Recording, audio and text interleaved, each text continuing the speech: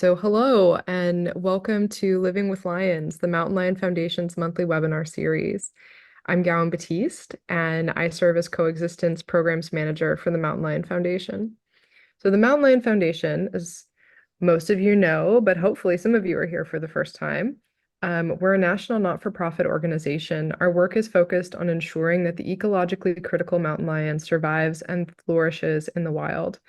We do this important work in three key ways. First, wherever people live or hike or work in mountain lion country, we offer proactive, community-based coexistence trainings and support, helping people keep themselves and their families and their livestock safe, while also keeping their lion neighbors safe. Secondly, we work with partners and volunteers and people like you all over the United States to advocate at the state and federal levels to ensure that strong protections are in place for mountain lions and their habitats. We stand up for lions wherever they are being overhunted or otherwise persecuted. And that's especially important because lions make ecosystems healthier, and healthy ecosystems are more resilient in the face of climate change.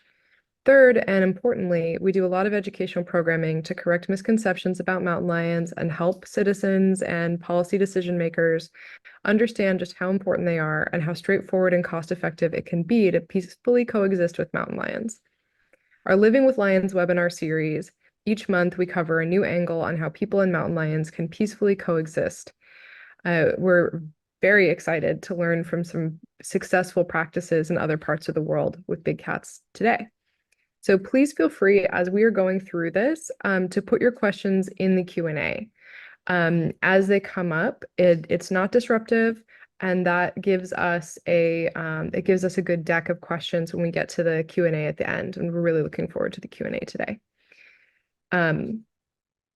So today we are very excited to get to welcome Brian and Marcia from the Cheetah Conservation Fund. Brian Badger is the Director of Conservation and Outreach for the Cheetah Conservation Fund. After 3 decades in and around the conservation world and passion that stretches back even further, Brian's aim is to enlighten people from around the world on the workings, aims, and goals of frontline conservation. Born and raised in London in the UK, he's worked on, coordinated, and been involved with projects throughout Africa, Bangladesh, the Russian Far East, the USDA, and Europe. Brian's association with CCF stretches back around 18 years, including working at the international headquarters in Namibia as operation manager for 6 years and director of conservation and outreach for the past 8 years, including managing the expansion and capacity building facility in Somaliland in 2019 and again in 2023. With a specialty in holistic conservation, he's a passionate advocate of the practices that embrace the balance of ecosystem with the collaboration and success of all stakeholders. So we also have the pleasure of speaking with Marcia Sivek, Development Associate for the Cheetah Conservation Fund. Marcia Sivek has been the Development Associate since December 2023. Her dedication to wildlife conservation began in 2017 when she started volunteering with CCF. Marcia is also the former host of Be Provided Conservation Radio podcast, where she raised awareness about conservation issues and highlighted efforts to protect endangered species. So I am so excited to get to speak with you today. I am often quite humbled by the kind of scope of work that has existed in other countries and the work that you've been doing with the Cheetah Conservation Fund. And I think we have a lot to learn in the United States about how we manage our large felines from the work that you're doing. So, Brian, by all means, please take it away. Well, hello, and it's great to be here. And as I was listening to your introduction, if you took away the words mountain lion, that it would be very difficult to identify which species you was talking about, because so many of the problems facing big cats or wildlife in general is so similar. The human wildlife conflict thing, the education stuff, the policy, and you have to have so many hats when you're trying to save a species or even just to keep it and coexist with it. Whether you're a scientist or a politician or a carpenter, it doesn't matter. You need so many aspects to actually succeed in doing this. And with the Cheetah Conservation Fund, we've got so many projects in so many different countries that have to be tweaked and stuff. So it's going to be quite a strain to stay to the half an hour. But I've been kind of selective, and we'll just talk about a few things, and so many of the projects they overlap. So I'll crack on so we don't waste any more time. I've even set my timer going. Look at that. When I'm doing the live talks, all I need to do is just lock the doors, and then I haven't got any time restraints. But unfortunately, online, I can't lock all of your doors. So, you're free to leave at any time. But I hope you stick around. And as I was introduced, my name is Brian Badger. I'm the Director of Conservation and Outreach. And people often ask me, well, what's your job? And a lot of the time, it's being a buffer between idealism and realism. Because there's so much idealism that goes down that really doesn't work. You have to manipulate some of the projects that go on. But telling you a little bit about the Cheetah Conservation Fund, we've got chapters or groups spread around the world. And in the USA, we are a registered non-profit 501c3. And we've also got supporting organizations that are in the UK, in Canada, Italy, France, Belgium, spread all over the world, because it is a global effort. If we was just having to raise our funds and even get some of the training and stuff, if we was just stuck in somewhere like Namibia, then it would be very, very hard to succeed. But the Cheetah Conservation Fund was founded in 1990 by Dr. Laurie Marker, and it's sometimes it's a bit confusing because it is a holistic organization, and by saying that, by definition, it's not all about the cheetah. Because if we're talking about cheetahs, or why are we talking to a mountain lion group? Well, it spreads a lot further than that, and it's but there is a direct link, as many of you probably know, because the mountain lion, or the puma, or the cougar, whatever you want to call it, that's the closest living relative to the cheetahs. Between 6 and 8 million years ago, they branched off from the main cat lineages, and along with the cheetah, the cougar, and the jaguarundi in Southern America. So those three are kind of standalone, but they're all individual genuses. So there is a direct link between cheetahs and mountain lions, whatever anybody says. But like I said before, there are similarities with the problems and the hurdles facing all of the big cat species, all of the large carnivore species. Our international headquarters is in Namibia. It's an aerial shot of our main quad right in the middle of our centre, which houses the veterinary and research buildings, the welcome centre, classrooms, genetics lab, research offices, and the Cheetah Museum as well. That doesn't tell you much of a story, because our whole area is a conservation area. It's a protected area that we own and manage out there, and that equates to 222 square miles, which is the same landmass as kind of metropolitan Chicago or something like that. So it's a very, very large area. But most people know some things about the cheetahs, because they run fast. Well, yeah, we know that, but there's far more to it than that. They're the fastest of all the land animals. They can reach speeds of up to 70 miles an hour, with an acceleration speed of between 0 and 60 miles an hour in under 3 seconds. These are some of our resident cheetahs in Namibia, and non-releasable cats. These were 3 that were rescued at just a few days old and not suitable for release. So they live at our centre in Namibia. But conservation can be quite complicated. There's so many factions to it. This particular graphic, I actually put it up as a slide for a board meeting about 10 years ago, because they wanted all that we did on an A4 sheet of paper, which is a ridiculous task. It's impossible to do. So I just put something there to confuse them. But as I started to put it there, you kind of start to see how these things overlap: conservation, research, and education. But most importantly are the outcomes. We don't want to just learn something that says, oh yeah, that's the problem, let's move on, find another problem. We want to find solutions and implement solutions. So I mentioned Namibia. First of all, where is Namibia? Well, Namibia is exactly the same age as the Cheetah Conservation Fund. It became independent in 1990. Previous to that, it was called Southwest Africa, which kind of gave you a bit more of a clue of where it was because it's in Southwest Africa. But it's bordering with Botswana, Angola, and Zambia, and obviously South Africa as well. As another useless fact, just to give you an idea of scope, from San Francisco to the capital of Namibia, which is called Windhoek, is 9,908 miles. There you go. There's your next trivia question. Anybody that writes questions. But just to give you an idea of the size of Namibia, that's a scaled map over the top of the USA. So it spreads all the way from Chicago down to Jacksonville, across to Connecticut, all the way to Nashville. So it's a huge country, really, when you see it as a little speck on the map, because Africa, when you see it on a map, is a bit distorted because of the global. If there's any flat earthers, I do apologize, but on the globe, it kind of deforms it a little bit.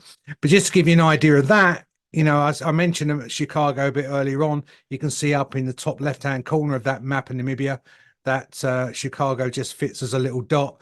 That population of metropolitan Chicago is 2.6 million. The population of Namibia is 2.5 million.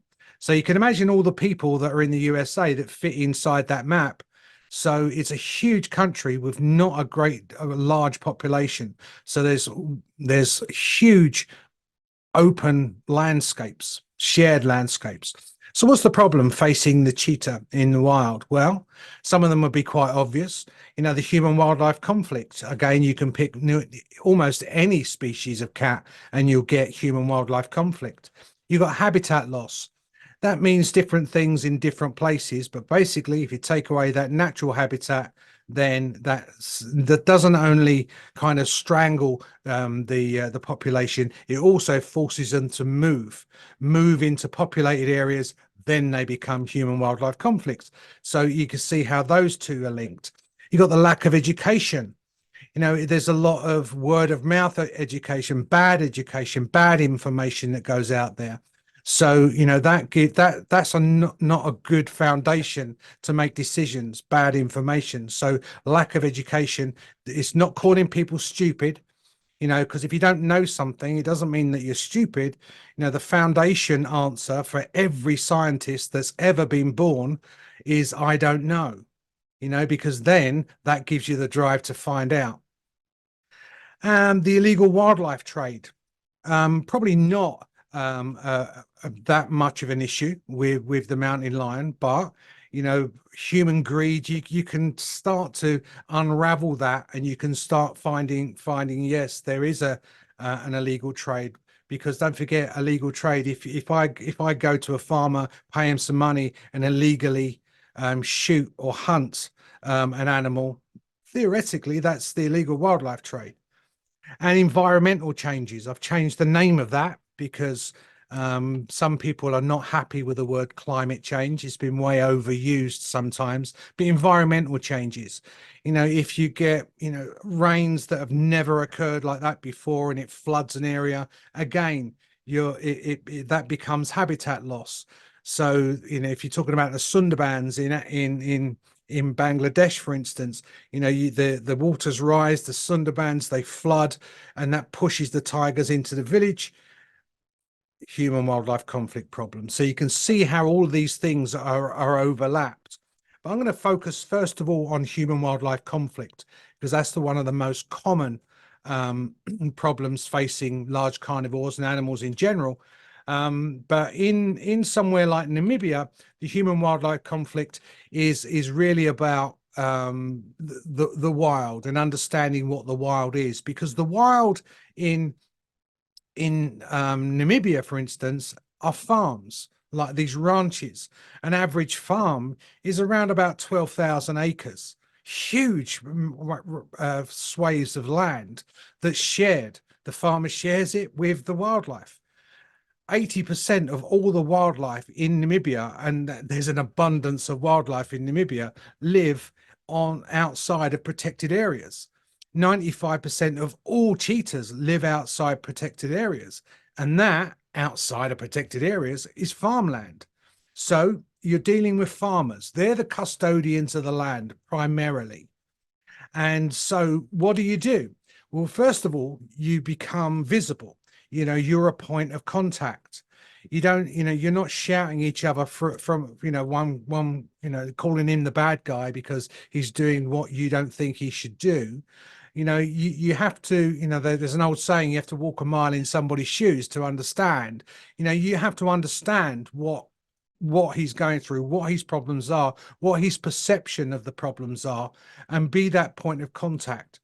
And then it's the education side. If you start to take away the fear and the hatred of something through education, then it opens up the mind to more education and to change. It's that fear and that hatred. I often used an analogy of a spider. If I'm in a room and I'm holding a spider, there'll be lots of people that are petrified of spiders. So as I'm walking towards them and I'm telling them what a fantastic creature this is, you're not listening because there's fear and there's hatred. So once you take that away, that gives them the opportunity to learn not how great a cheetah is. That's almost not important. It's how important predators are in the ecosystem. So how they can work, what they think is an enemy in reality, and it's true, are an ally, so it can make them a better farmer. Because when you're talking about these huge swathes of land, if there's nothing keeping all these antelope species in check, and we're talking about anything from tiny little dik-diks, that can almost fit in the palm of your hand, all the way up to an eland, the largest antelope species in the world. If they're not kept in check by predators, all the old, the weak, the injured, and the stupid all survive. All eating the farmer's grass and drinking the farmer's water, taking his resources away. So, that type of education is incredibly important. And nobody, to an extent, has ever taught like that before in that region. So, it's sometimes the simple things that you do. You don't have to reinvent the wheel a lot of the time. And then it's identifying solutions and implementing solutions with the goal to make them better farmers. If they're better farmers, again, they're more open to conversation, and they're more open to change as well. And a little side fact is that 80% of the population in Namibia rely either directly or indirectly on farming for their livelihood. So if you're helping the farmer, making him a better farmer, in a roundabout sort of way, you're affecting 80% of the population. And that's all through education and different types of engagement. The farmer carnivore helpline we set up in Namibia, very simple to set up, but it's someone for them to talk to, someone for them to phone up and say, look, I've got a problem. What should I do? Because a lot of them, they don't want to shoot cheetahs. They don't want to trap cheetahs. But if they've got a problem, sometimes that's the last resort. Well, we're giving them another resort. We're giving them this helpline, and we can support them along the line. And it's all about engagement and outreach. One of the key projects is our livestock guardian dog program. That's been instrumental in our relationship with the farmers. Primarily, we use the Anatolian Shepherd dogs. That one on the left is my old dog in Namibia. Her name, unfortunately, was Noodle. So never trust a vet tech to name animals, because there's me in my bush hat going out all big and tough, looking for my dog, shouting out Noodle. So there you go. That's a different story for a different day. But we also use Kangals. They're a very similar breed, and we've started to experiment on other dogs as well. So again, like I said before, you don't need to reinvent the wheel. You look at a problem and then you look for solutions, not exactly, inventing solutions, because, and I've read in the past that almost like CCF invented these livestock guardian dogs. Well, it couldn't be further from the truth. We'd love to take credit for it, but there's really no credit there. We use them very, very successfully, but they, they originated in Turkey. And for the last 5,000 years, they've been used to protect small livestock against large predators. Over there, it would have been wolves and bears. So it's kind of this ta-da moment, because the answer's there. It's a proven answer. It's just a case of getting the animals from up here in Turkey and getting them down to Namibia and starting this program. And that's what we did. And we did that in the early days. And there's one of the dogs to give you an idea of the size. They are a big dog, and I've actually got one that's no, it's not laying at my feet at the moment, but she's out in a garden. But it was started in 1994, so it's celebrating 30 years, the program now. And so far, that's a little bit out of date. It's nearly 800 dogs that have been placed. So these aren't a magical creature that as soon as they get onto the farm, all your problems are solved. No, that's not the case at all. They are an incredibly good and important tool for the farmer to use in conjunction with the training that they receive. So the farmer has to sign up for this, the Future Farmers of Africa program, for instance, where it teaches them all different things about farms.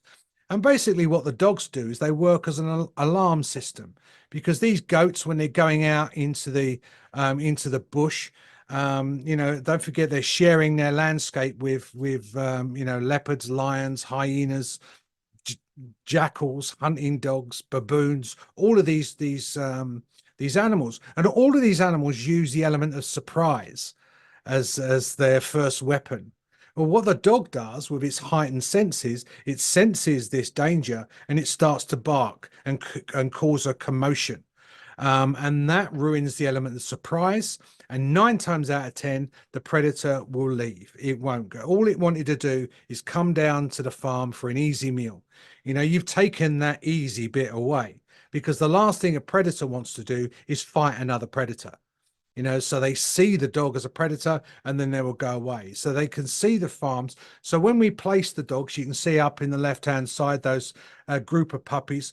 We normally place the dogs after the farmer's received his training around between 12 and 15 weeks of age. Now, they're not trained livestock guardian dogs at this stage, but what the dog has to do is learn what's normal. So it has to grow up with the herd, with the herder at the farm, all the different noises, all the different scents, because what it's protecting against is anything that's abnormal. Dogs are not always the answer, and you're always looking for alternatives. The shepherd collars that you may have heard of, these are kind of movement sensitive collars that let off these ultrasonic sounds that affect predators. There's also, lights that can be used, like strobe lights. A lot of people use them for foxes, or keep foxes away from chicken coops. They work, in some aspects, because again, takes away that element of surprise. And donkeys, dogs don't necessarily work great. They do work, but they don't work great sometimes with cattle. So, when you breed a pair of donkeys at the same time as you're breeding your cattle, then the Jenny, the female donkey, her senses are heightened when she's pregnant and when she's rearing her foal. So any danger, then she'll create a commotion. Same kind of principle as the livestock guardian dogs. But not exactly trainable, but it's just an alternative. There's always needs to be a kind of a plan B, C, D, all the way to Z. But the dogs, I mean, they are cute. That little one on the right, he was always one of my favorites. I don't normally have favorite animals, but they called him Two-Face. And the one on the left, normally the dogs are born in very large litters. To get 10 in a litter isn't unusual. He was very unusual. He was a single pup. No pups lost, no stillborns, just him. He was just born. So he got far too much milk, and he needs to go on a strict training regime and that goes beyond a little bit of puppy fat. But he grew up to be a very, very successful livestock guarding dog. So if we've got any more questions about the livestock guardian dogs and stuff, we can get to the end, because I wanted to move on to another subject, and that is the illegal wildlife trade. That's got lots of overlapping programs and situations. So we're based in Somaliland. Now, that's the larger map of Africa, as you can see that. And another interesting fact or I find it interesting, is that Africa's made up of around 55 individual countries. So it's, a lot of the time, unfortunately, I still have to teach people that Africa is not a country. It's a continent. It's a very diverse continent as well.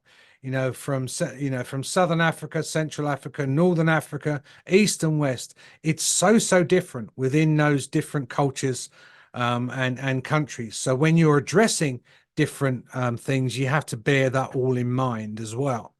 So the Somaliland, you can see right in the middle there, is right on the Horn of Africa, bordering Djibouti, Eritrea, almost Eritrea, Ethiopia, and Somalia as well. Again, a bit of a misunderstood, because when you're talking about the illegal wildlife trade and Somaliland always in the same sentence, you think that all the problem is Somaliland, and it's not. Because the reason why Somaliland is so kind of in the center of the illegal wildlife trade is because it's a trade route. It's kind of the shortest distance, or the easiest distance, to get from Africa through to the Arabian Peninsula, because we're talking about the illegal pet trade. So it's cheetahs being sold as pets in the Arabian Peninsula. So the cats, they may come from Ethiopia, Kenya, Tanzania, Somalia itself. It can come from anywhere, but they're being transported or transited through Somaliland. That's where they're being seized. So that's where our focus of operation started. And that's why it's Somaliland. It wasn't just chosen because there's a lot. I would choose the Seychelles if I was to choose somewhere to go and do cheetah conservation, because it's really easy and the beaches are great, because there's no cheetahs. So that's the reason why Somaliland. So there was nothing in Somaliland. It's a very, very poor country. So we had to go in because these cubs were coming in, almost as large groups, always young cubs, because they was being transited through. They're the ones that were taken from their mothers from the wild and transported across, and they only wanted cubs, never got any adult cubs. And the mortality rate was unbelievable. 1 in 6 was lucky to survive to get to the trade, and once they got to the Arabian Peninsula, the average lifespan was 1 year. So it was horrendous, and the amount of cats that were coming out of the wild was truly frightening.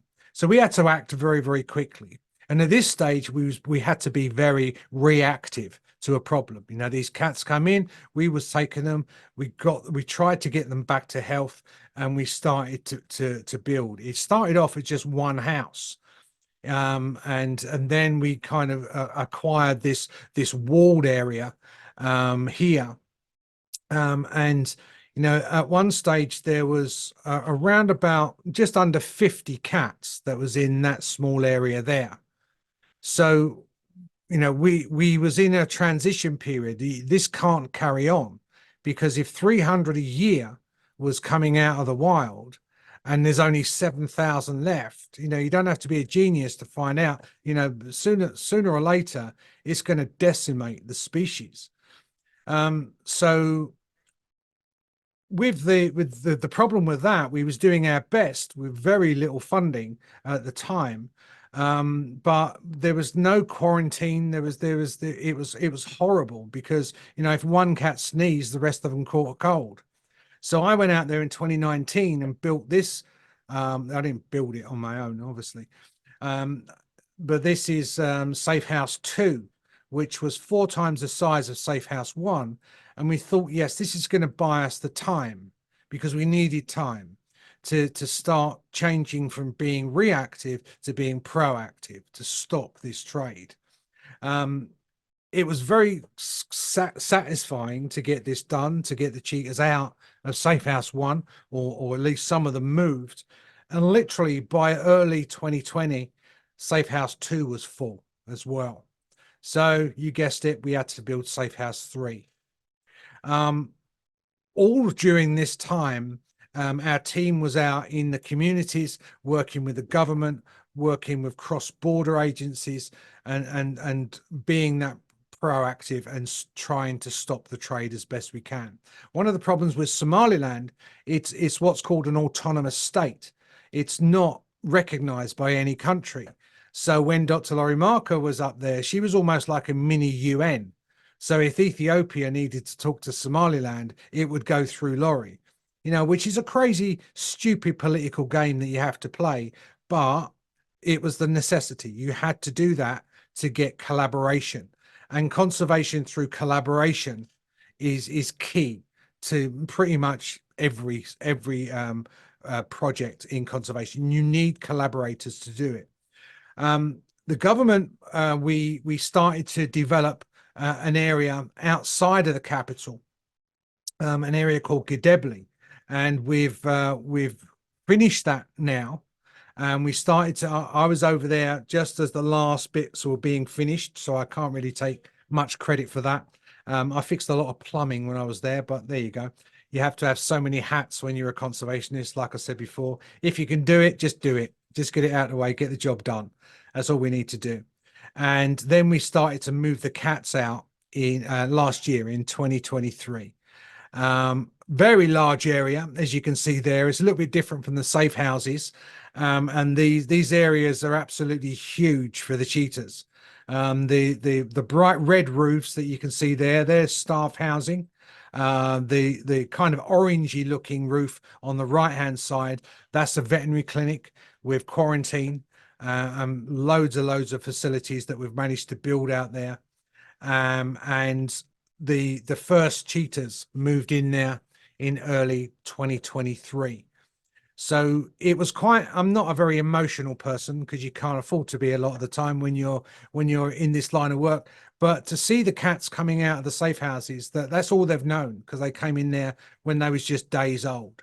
To see them coming out of those crates and feeling the earth under their feet for the first time, and seeing the sky and seeing birds fly over their head, being able to look out and see mountains in a different distance rather than brick walls and the occasional keeper, was quite phenomenal. And this, as your video saw, they also used to find the odd sulcata tortoise as well, 120, 130 pound tortoise.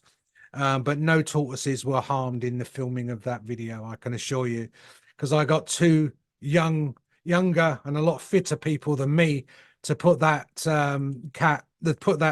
tortoise in a blanket and carry it out to safety, and we rehomed it. But what to say, the cubs come in, they're normally quite sick and if not injured as well.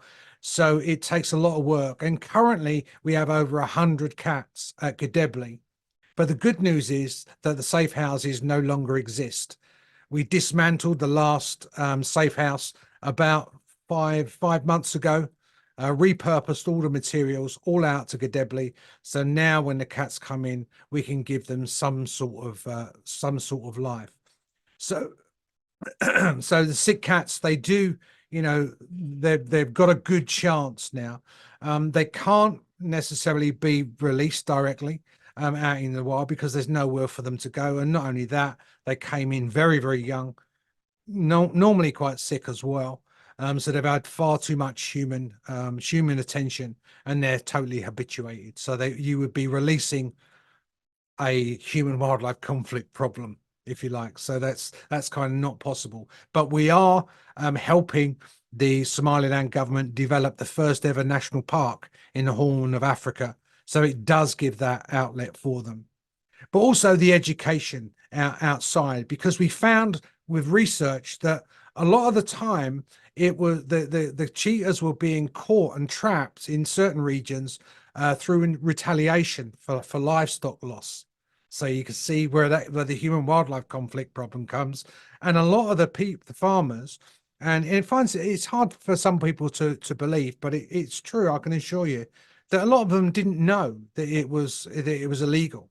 There's no official, there's no, they haven't got TVs, they haven't got the internet a lot of the time, so it was an animal on the land, it was a problem animal, so let's get rid of it. Instead of trapping it and killing it, they found out that they could get $40 or $50 for it from this guy that drives the truck through every couple of months. So, it was related to that. So we've started up lots of farmer training programs in Somaliland, and a very widespread education program,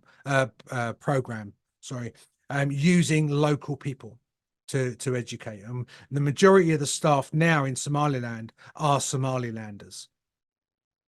I can, looking at the time, just give me a couple of more minutes. So yeah, so by doing that, you need results, you need examples, so in the last few years, we've had 25 people were arrested and successfully prosecuted for illegal wildlife trade offences. They were sentenced between 1 and 4 years with different fines, and 8 foreigners have also been deported as well. So there's something there. There's a punishment there. So it's not just conservationists saying, you shouldn't do this. The legislation's been put in place. We've advised the government. They've acted on that. And now there is a very good deterrent.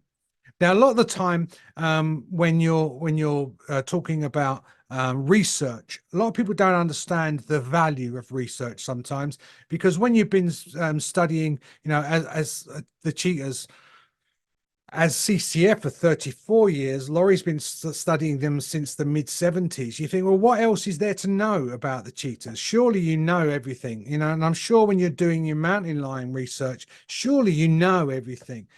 You don't. You never know everything. And also things change. Environmental things change. Everything changes all the time. So, for instance, we know that there's 5 subspecies of cheetah just in Africa. But IUCN only recognized four of them, which is kind of crazy. It doesn't make a lot of sense.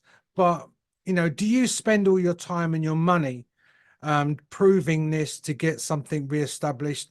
Sometimes it's not worth it, but in some circumstances it is worth it, because every cat that's we've come into contact with, and there's been a lot of cats in the Horn of Africa, we've taken samples. We've taken like blood samples, skin samples, whether the cats arrive to us alive or dead.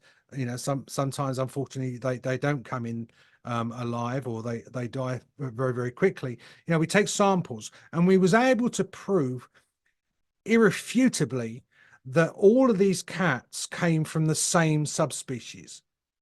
And the difference between something being threatened or vulnerable to endangered is a very difficult hurdle to cross. There's about 5 criteria, and you have to qualify for 2 of them. One of them is the habitat. It's the shrinking of the habitat. Is there enough to sustain this animal? And also the other one, and in this case it was most important, it was the rate of loss. And we knew how many cats were coming out, and we could prove irrefutably that they was all of the same subspecies. And this year was a kind of a bit of a celebratory moment, that subspecies is the first of the subspecies to be classified as endangered. So now it's protected under international law. So all of that research that costs a lot of money, that took a lot of time, and it took a lot of people's efforts, that's proven to be so valuable to protect the cheetahs in the Horn of Africa. So bringing everybody together at the same time as that almost happened, to the Global Cheetah Summit in Addis Ababa. And that brought together around about 150 stakeholders in cheetah conservation, but also the broader conservation world, to produce and to agree upon the route forward. Because with all of these organizations working in all of these different countries, you needed that collaboration, you needed that cohesion to move forward. Otherwise, you was never ever going to get the job done if you're only working in Namibia solving the problems in Somalia, for instance, or Ethiopia. So during that time, it got put together, and it was the Addis Ababa Declaration for Global Cheetah Conservation. And it was agreement from all of those stakeholders of the priorities, what we need to do, how we're going to do it, and who's going to do it. So we took this to the Convention of Migratory Species, and they're a very important organization because they deal with all cross-border stuff.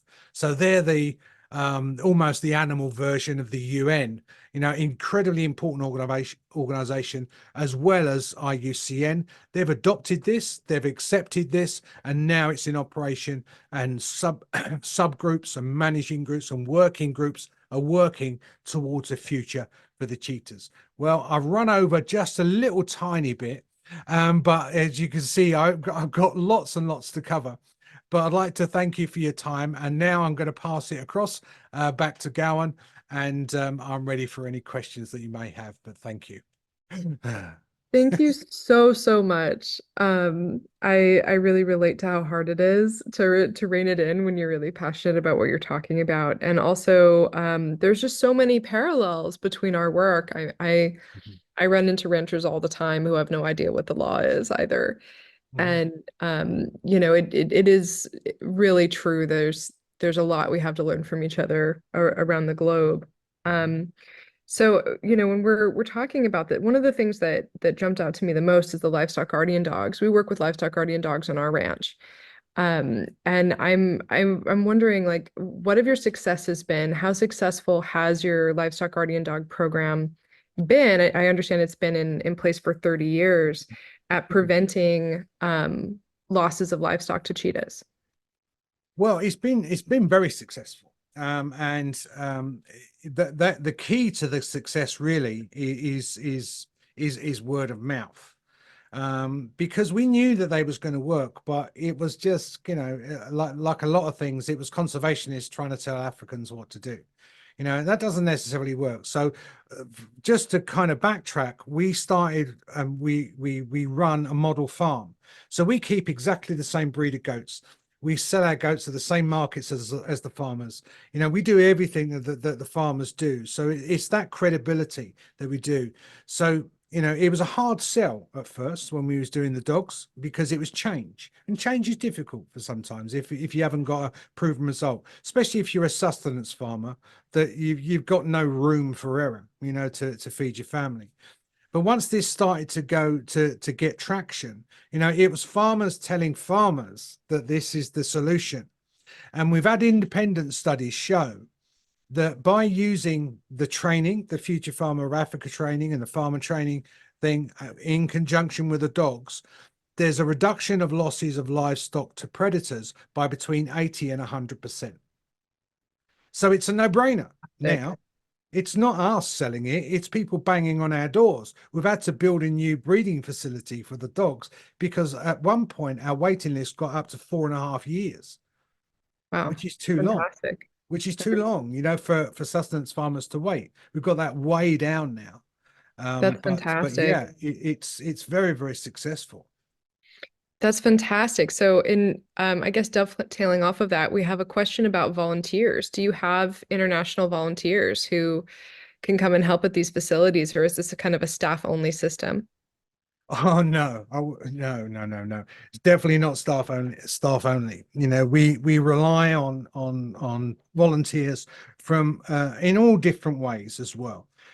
People often say to me, "Well, how do you be a conservationist?" Well, you do something. That's what you do. You do something. You don't need a degree. You don't. What skill set have you got, and how can you use that to support Yeah. conservation. So So what are some typical kinds of ways that volunteers can contribute, and how do folks help? well, the easiest and the core way is one of the core values that you mentioned and I mentioned during the talk is education. It's learning and sharing that information and just letting people know the situation. And it's kind of almost like a web then. And then it brings in, if you're not a geneticist, and there's not a lot of them that are, and then you start to talk to people that talk to people that talk to people, by the law of averages, you're going to speak to a geneticist some way, and that brings different people into the fold. So education is the core thing. And that's normally the thing that doesn't cost money. Everything that we do, unfortunately, costs money. It's money. So fundraising is an incredibly important, and your organization is it's the same there. So fundraising, education, if you've got specialist skills, that you can use that in relation. We have got chapters that are dotted around, and Marcia can speak to you more on that, especially in California. But we've got chapters that are of like-minded people that try to either do education, fundraising, all different types of events, Fantastic. all around the country. And all the details there can be found on our website. Unless Marcia, have you got anything to add? Yeah. What? Yeah. Oh, no, I was just going to say yeah, there's a lot of information on our website, but I wanted to plug as well that how I got involved with this was becoming a working guest.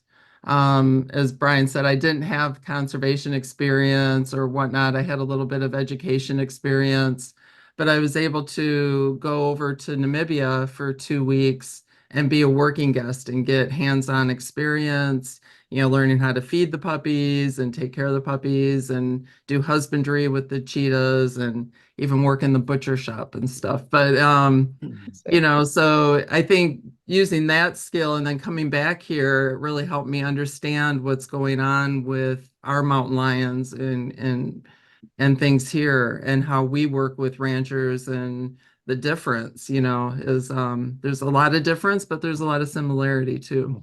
But Absolutely. Thanks. but also, yeah, and I do lead the NorCal chapter for volunteers if anybody's in the Northern California area. Fantastic. So there's ways With to plug in questions. regionally. Yeah, That's great. yeah, but yeah. So here's a question about the trade. With what is driving the wildlife trade in cheetahs? If the average lifespan is so short as only a year, um, is this making money for bad actors? That's when we talk about being proactive, it's not just at the supply end, so we run a lot of programs and we work with a lot of people in the Arabian Peninsula now, and we've kind of changed attitudes because there was a lot of ignorance that go on. And it sounds a bit harsh, but if you're rich doesn't kind of cover it when you're talking about some of the money that's in that region of the world. It's just mind-boggling. So if you're paying $25,000 for a cheetah, that is probably the equivalent of us spending $10. It's even less than that. Money doesn't mean anything.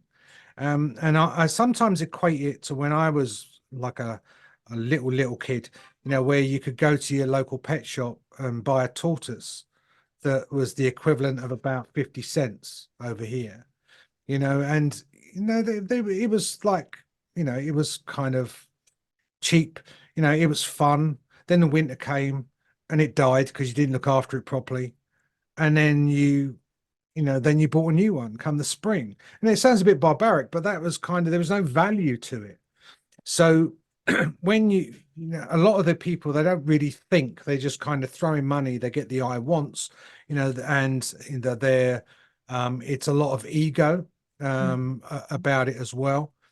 But like when you look at the economy over here, sometimes it's kind of switched where the very rich people now they're judged more on how much money they give rather than how much money they've got. And that kind of mindset's changed. So you kind of use that model, and some of the and it's also, it by getting the endangerment status for the cats, it has made a lot of difference with international law as far as the shipping and stuff goes. But it was illegal in the first place, so they're still going to do it. But now you've got the people that are kind of almost changing sides, and those people are the true influencers in that region. So the trade has decreased. I'm very happy to say. That's But great. the reason behind it's a very long-winded answer to your question, but it was greed more than anything else. Yeah. So does the CCF do any work in Iran or other parts of the Middle East, or currently just based in Africa? We work everywhere, and but for obvious reasons, we can't work in Iran. But we're totally supportive of the Iranian Cheetah Society, and their executive director was actually at the summit. And if you think, it was quite humbling, when you sometimes get kind of bogged down in your own problems, the problems that you face with the mountain lions, the problems that we face with the cheetahs, you would swap your problems for or you wouldn't swap your problems, should I say, with the problems that they face in Iran and that type of region there. You probably heard about the conservationists that was in jail for nearly 5 years. They're now been released, and there is inroads in kind of changing attitudes in some regions of Iran. It is going on, but the numbers are pitifully low. If there's 20, you'll be lucky. And they're not exactly, I mean, cheetahs are got the least genetic diversity of any cat, and in Iran it's even worse. So it doesn't look rosy, but they're surviving.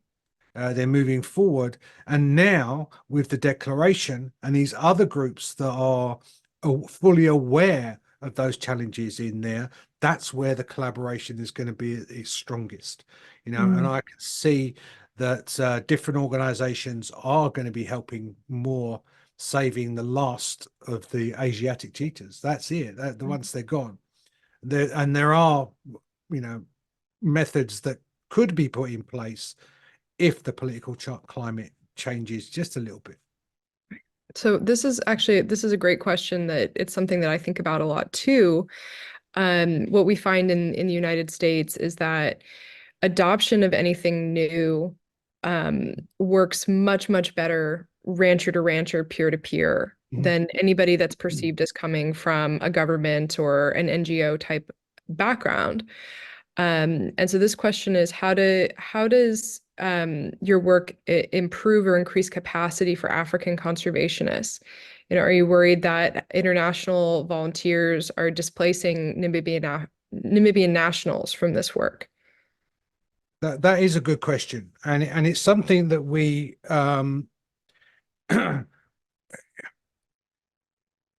it's kind of inherent in our kind of philosophy.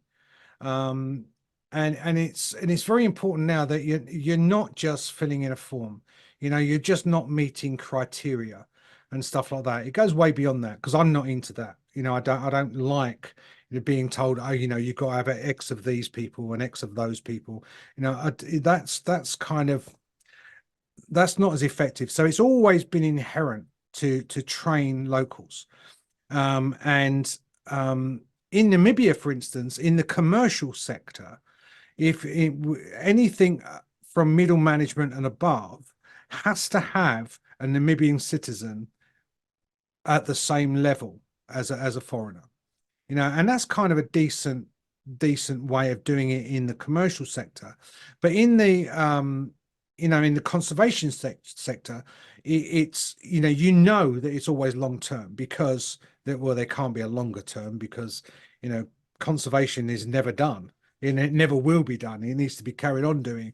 So it's always been, you know, in our minds to train locals. In Somaliland, we've done it right from day one, you know, and we've trained all levels of people coming through. It's a bit more difficult when you're dealing with vets, because the vet training in Somaliland, you know, unless it's for a goat or for a camel, they don't really learn that much. But you know, there's other ways that we can employ there. I mean, we've put two of our Namibian staff, and one actually just did it 6 weeks ago, got his doctorate. So they passed their PhD. Numerous have gone through. We work very closely with UNAM, the University of Namibia, and all their different factions, whether it's agriculture, whether it's tourism, whether it's, so we're always mindful is that things can change overnight. You know, we've worked very, very peacefully and well in Namibia. Something can flick a switch and we could all get kicked out tomorrow.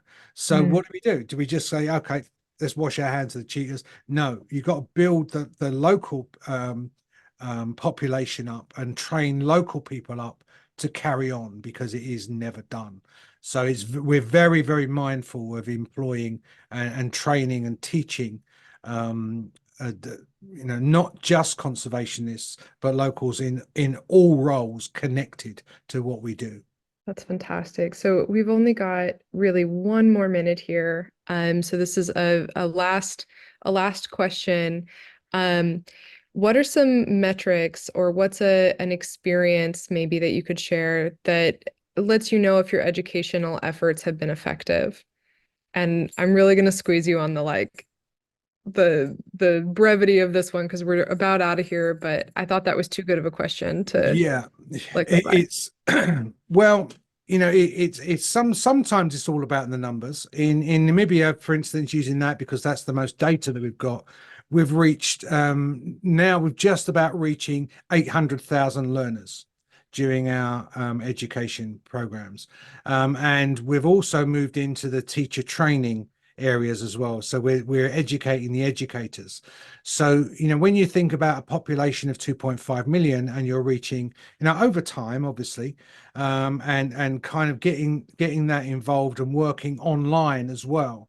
We've developed various online programs and teacher support programs, and also with the kids coming in, they can stay at our center. We've got a camp there that they can stay for 2 or 3 days called Camp Lightfoot, and do activities there. So just going on the pure numbers, and the growth of the conservation-based courses that are now having to be run at the University of Namibia, through the interest of the earlier learning, I think that's the best kind of litmus test, going by the numbers and the popularity of the programs.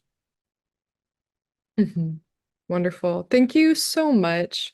This was such a fantastic chat. I really appreciate the opportunity to learn from what y'all are doing and to compare notes. I'd love to stay in touch. I also want to feed puppies. So thank you so much, everyone. This has been a wonderful discussion. And I really appreciate you turning in, this Living with Lions webinar series. We have members in all 50 states and around the world.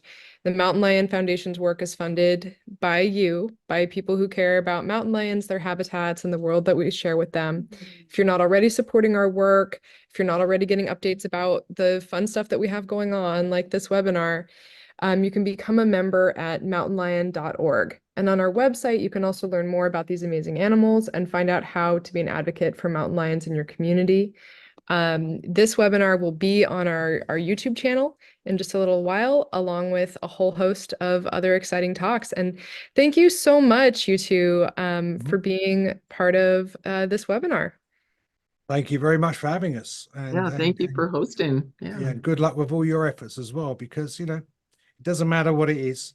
If it's wild, let's keep it wild. Absolutely. Thank you so much. Thanks very much. Thank you for all the work you do. Yeah. You too. All right.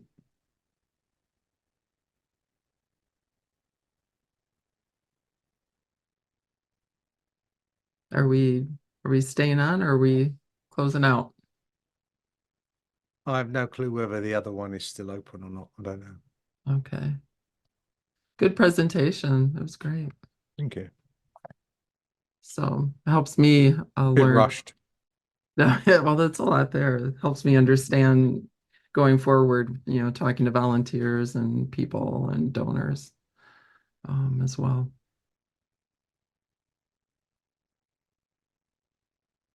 So I think we're done.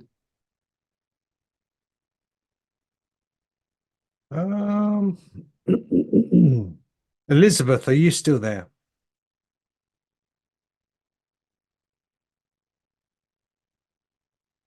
It's still recording. Mm. I think we're probably done then. Yeah.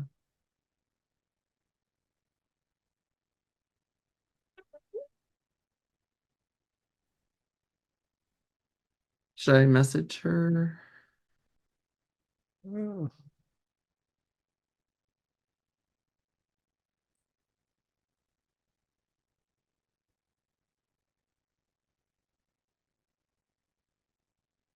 All right.